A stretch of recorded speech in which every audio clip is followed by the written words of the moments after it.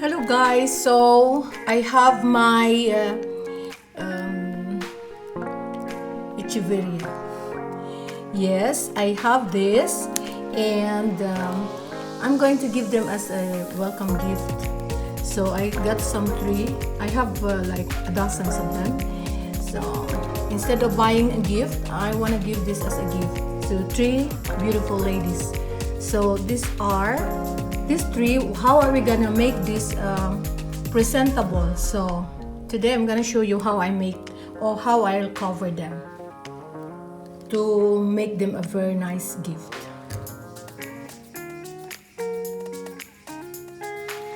Okay, so we need this paper. So to cover them, like this, so the water won't go to the cover. So I already have this measured. Okay, I still need two. So,